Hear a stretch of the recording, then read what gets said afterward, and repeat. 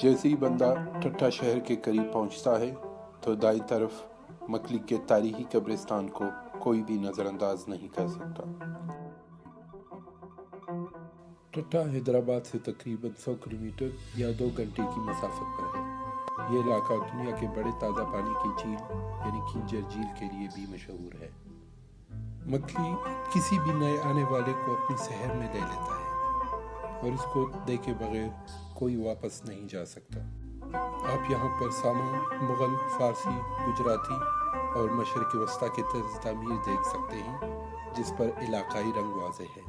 ज़्यादातर इमारतें रेत के सुर्ख पत्थरों से बने हैं जो यहाँ की रंगों से मुताबिकत रखते हैं, क्योंकि इलाका सिंध और बलूचिस्तान के सहराओं के करीब वाक़या है। एक रिवायत के मुताबिक सूफ़ी बुज़ुर्ग शेख हमाद जमाली ने इस इलाके को मकली यानी छोटा मक्का का नाम दिया।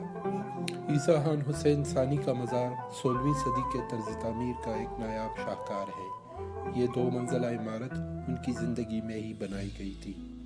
यहाँ 10 मुरब्बा किलोमीटर पर मुहित तकरीबन 5 से 10 लाख तक कब्रें हैं, जिनमें शाही घरानों के अफराद, सूफ़ी शायर और बुज़ुर्ग और दीगर मशहूर किरदार मदफून हैं। ये तारीख़ी कब्रिस्तान जिसमें लाखों लोग मदफून हैं, ज़्यादातर मौसमी हालात और नज़रअंदाज होने की वजह से नहायत ज़बूहाली का शिकार है। मकली 14 से 18वीं सदी तक सिंध पर हुक्मरानी करने वाले मुख्तलिफ खानदानों और उस वक्त के तर्ज़ तामीर की अक्कासी करती है। मकली के कब्रिस्तान को यूनेस्को ने 1981 में आलमी सकाफ़ती विरसे में शामिल किया, जिसके बाद मुख्तलिफ अदवार में बहाली का काम किया गया। लेकिन दुनिया के इस बड़े कब्रिस्तान की बहाली के लिए एक जामा प्लान बनाने की अशद ज़रूरत है। हमारे हुक्मरानों, मौसमी हालात, कुदरती आफात और लोगों की कमीलगी ने इस जगह को खासा नुकसान पहुँचाया है। ताहम ये अब भी इस्तादा है जो उस वक्त के अजीम कारीगरी का मुँह बोलता सबूत है। ईसा खान हुसैन सानी का मज़ार एक 2 मंजिला इमारत है। कहा जाता है कि जिन कारीगरों ने ये इमारत बनाई उनके हाथ काटे गए ताकि इसके मुकाबले का कोई और इमारत न बन सके, लेकिन अफसोस कि बहाली का काम उस नौइयत का नहीं हुआ। यूरोप को ही देख ले, जहाँ पर हज़ारों साल की पुरानी इमारतें अब भी काबिल रिहाइश है। काश हम भी उनकी तरह अपनी तारीखी विरसों की हिफाजत कर सकते। मकली का कब्रिस्तान हुकूमत की खास तवज्जो का मुंतज़र है, इससे पहले कि ये मिट्टी के ढेर में तब्दील हो जाए। इस मज़ार की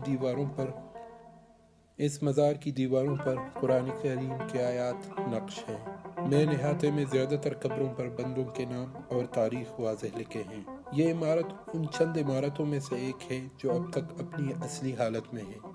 मेन गुंबद के अहाते को सही तरीके से अपनी असली शक्ल में बहाल किया गया है।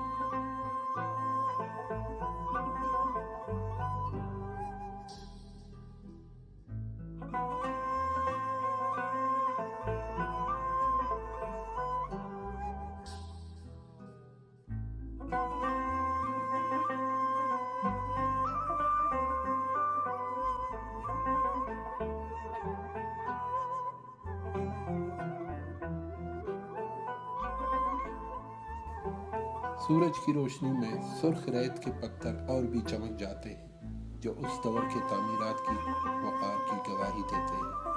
मज़ार के एक एक पत्थर और सुतूनों को नहायत खूबसूरती से मुज़य्यन किया गया है, इसलिए इन इमारतों की बहाली में भी उसी इख्तियात और मोहब्बत की ज़रूरत है ताकि तारीख़ को मसा करने की बजाय महफूज बनाया जाए।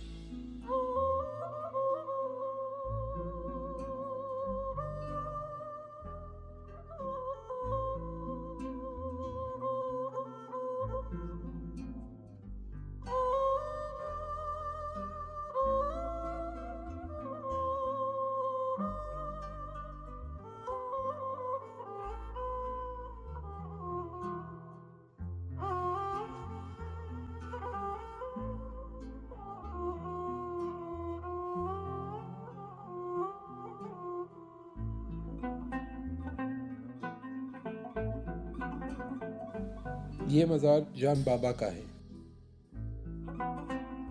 जान बाबा ईसा खान हुसैन अव्वल के बेटे और ईसा खान हुसैन सानी के वाजिद गिरामी थे। 1608 میں اس کے بیٹے نے اس مزار کو تعمیر کرایا۔ جان بابا کے مزار کو بھی اسی طرح تعمیر کیا گیا۔ تمام قبریں ریت کے سرخ پتھروں جس پر قرآن کی آیات کندہ ہیں سے بنایا گیا ہے۔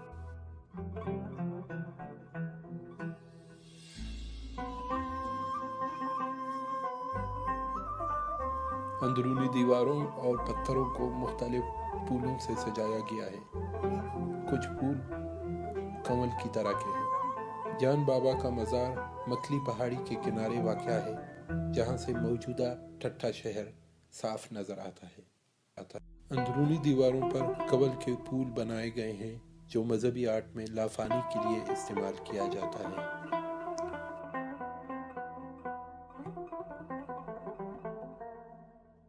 مکلی قبرستان کا زیادہ تر حصہ ایک اجڑے گلستان کا منظر پیش کرتا ہے۔ یہاں کے کچھ کم فہم لوگوں نے خزانوں کی تلاش میں قبروں کی کھدائی کی ہے۔